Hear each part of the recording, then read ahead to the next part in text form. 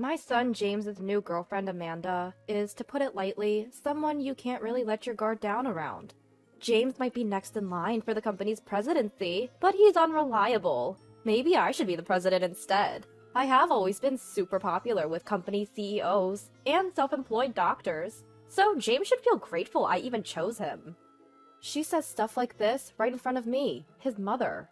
Still, James is so smitten with his new catch that he just nods along to whatever she says, and my live-in mother-in-law just keeps smiling. Am I the one who's being too harsh on Amanda? She might become my daughter-in-law, so I want to get along. Maybe I need to listen with a more open heart. That's what I thought. But then Amanda spewed something even more unbelievable. My name is Nancy, and I'm a housewife. At 52, I live comfortably with Mark, my husband, and my mother-in-law. We have a 27-year-old son, named James. We'd love for him to take over Mark's food company someday. He lives alone, away from home, and visits us only twice a year. However, he works in Mark's company, so we're up to date on each other's lives. Also, I have a good relationship with my mother-in-law. Many talk about the challenges between mother-in-law and daughter-in-law, but that's never been an issue for us. I lost my mom at a young age and have always regarded my mother-in-law as a real mother figure. She, in turn, dotes on me like I'm her own daughter. So I've decided that I'll be the one to take care of her in her old age. It's not that she specifically asked me to, but it's what I genuinely want to do. And fortunately, my mother-in-law, now 76, doesn't require any special care, as she's quite healthy. One day, I got a call on my cell phone from James. He said he was planning to come home for the next holiday and wanted to know if it was alright to bring some friends along. Apparently, they wanted to use our spacious backyard for a barbecue.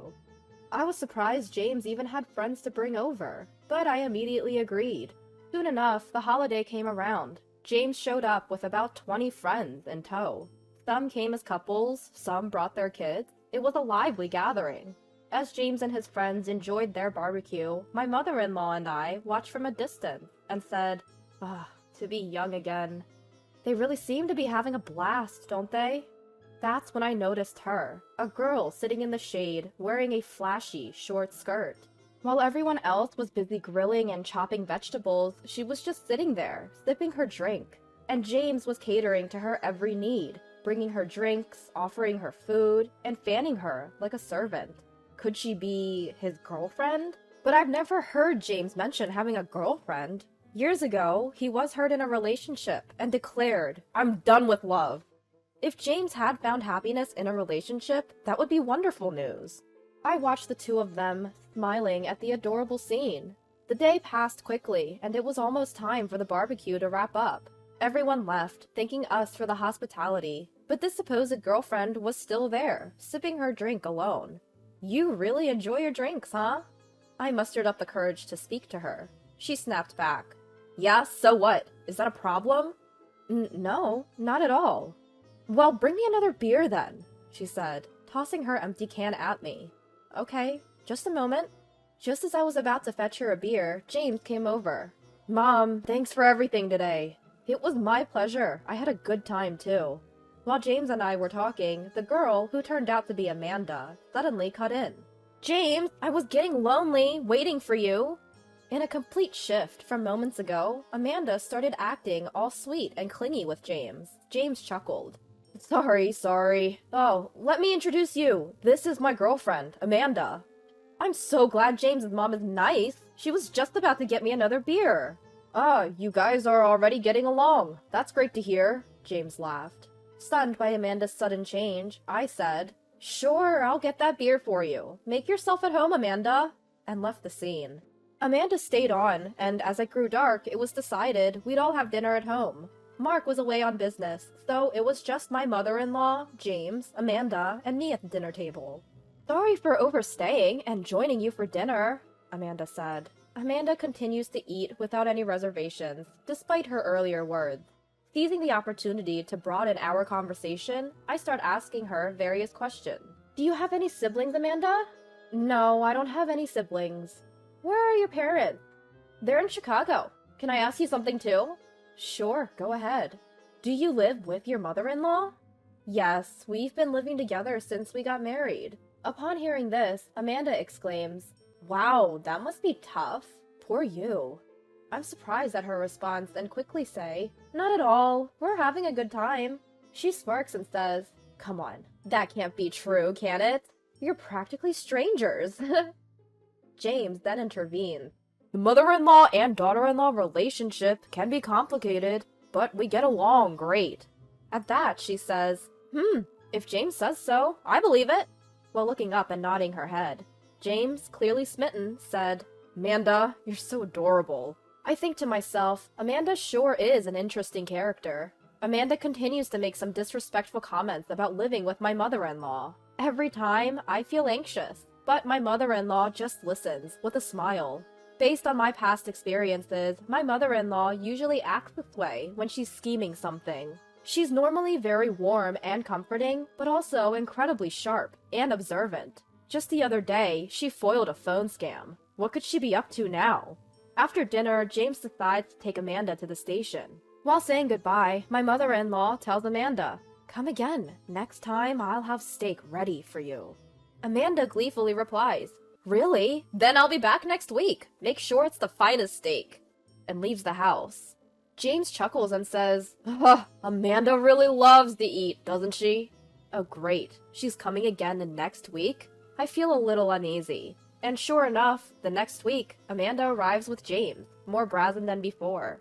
When served the finest steak, she announces, "I love prime ribeye. I'll eat all of it," and proceeds to eat everyone's share. She also belittles James often.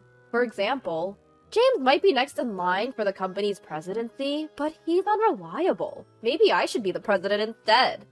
Or, "I've always been popular with CEOs and doctors. James should feel grateful that I chose him." From a mother's standpoint, I find many of her comments troubling. However, James, who is smitten with his new girlfriend, seems to let it all slide and just nods along. My mother-in-law is also only smiling. Am I perhaps seeing Amanda through a critical lens because I'm a suspicious mother-in-law? She could be my future daughter-in-law, so I should be more open-minded. I had second thoughts about it all. However, Amanda's intrusive questions still irked me. So, James doesn't have any siblings, right? That means he gets all the inheritance? Then my mother-in-law chimed in. "Yes, indeed. If my son and I were to pass away, all of this property would go to James." Amanda's eyes lit up. "How much would that be?" "Well, I can't say for certain, but if you include the land, it's likely several $100 million. Several $100 million? Amanda swallowed hard. Is she really in love with James? Or is she just after the money? That thought crossed my mind. You see, James's last girlfriend was all about the money. He got conned out of several $100,000 and found out she was cheating on him. That experience made James wary of women, though it made me wonder if he's falling into the same trap again. But James is an adult. Interfering in his love life would just make me a toxic parent. I decided to trust that he knew what he was doing. A month later, James called. Apparently, he's marrying Amanda. They're coming over for a family meeting soon. They've been dating for just 2 months, though it's moving pretty fast. Is Amanda really the right one for him? I suppressed my concern and said, "Congratulations!" "Thanks," he replied. However, James didn't sound as happy as I expected. "You don't sound too thrilled. What's wrong?" "Maybe it's cold feet." "You made a quick decision. Maybe you haven't caught up emotionally." "Could be. Amanda wants to get married soon, but I wanted to date longer." His voice was somber. "If you're having doubt, don't let yourself be rushed," I advised, before hanging up. James later reported the news to his mother as well. My mother-in-law just smiled. "I hope everything works out for you, James." "What do you mean?" I asked, but she just smiled. Then came the weekend. James and Amanda arrived for the family meeting. Amanda was wearing a miniskirt and an oversized hoodie. Pretty casual attire for an occasion like this. Mark, whom she met for the first time, seemed surprised by her outfit. On the other hand, James was in a suit and looked somewhat drained. We ushered them into the living room and served tea. My mother-in-law excused herself, saying, "I'm a grandmother, I'll leave you all to it," and retired to her room. Amanda, who had just finished her tea, calmly began, Before we get married, I have some conditions. Conditions? We all exchanged stunned glances. Yes. First of all, living together is out of the question. I won't help with any housework. I won't take care of the graves or do any family stuff. And never visit our new home.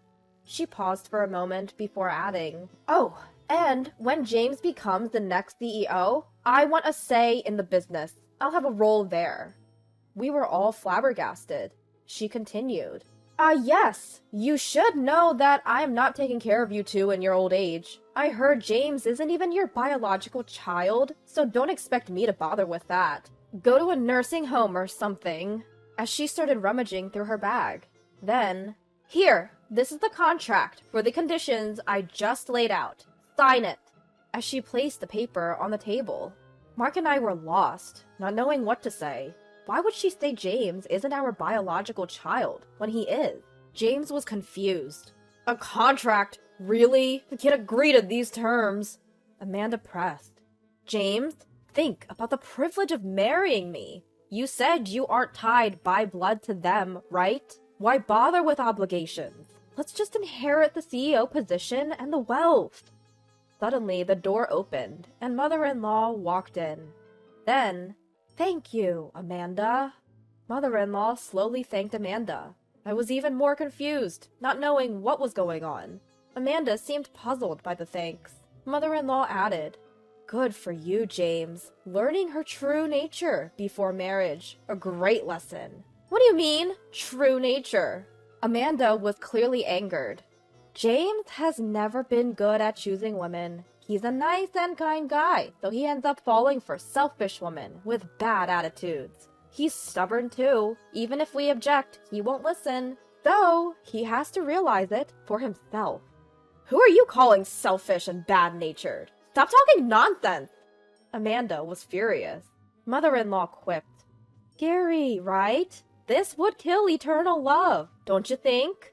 James looked at his mother-in-law and said, "You're right. It's eye-opening. I never thought Amanda could be so cold and selfish. Just like you said, mentioning she's not my biological child led to all this. Was that a lie? About not being a biological child? How dare you text me like that?"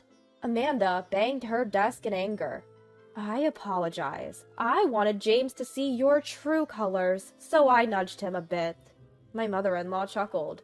"That's it. The engagement's off," James declared. "I won't let this go. I'll make you pay hefty compensation for breaking the engagement. And don't forget the severance pay!" Amanda lunged at James. Just then, his mother-in-law scattered several photographs on the desk. It was a photo of Amanda entering a hotel with a man. What's more, each photo featured a different man. Their arms intertwined, they walked happily together.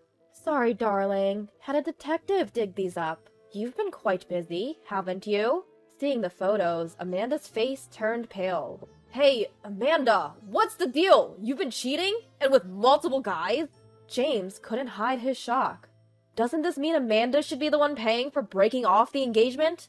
I finally spoke up. "I'm not paying a dime. If anything, it's James's fault for being such a pushover that I cheated on him." "Looks like there's no point in talking anymore. Should we take this through lawyers?" My mother-in-law grinned at a flustered Amanda, who blurted, "Enough! I'm out of here!" She left as if running from the unnerving smile of his mother-in-law. "Mother, you're incredible. Thank you." I thanked her, and she smiled. I didn't do much. She just self-destructed. Later, James went to explain the situation to Amanda's parents. Turns out Amanda's dad works at a subsidiary of Mark's company and came over immediately to apologize. Amanda had racked up considerable debt, splurging on luxury items and extravagant experiences as soon as her marriage to James was decided. With the broken engagement, she could no longer count on financial help from her family. Now she's juggling multiple jobs under her parents' watchful eye, gradually repaying her debt. Apparently, she even spends her days off at a meditation center, guided by a counselor in the family.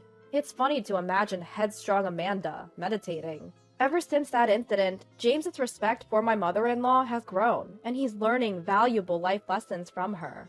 Thanks to her, we avoided a disaster this time. But I hope James develops better judgment for the future. And someday, I hope he brings home a wonderful daughter-in-law.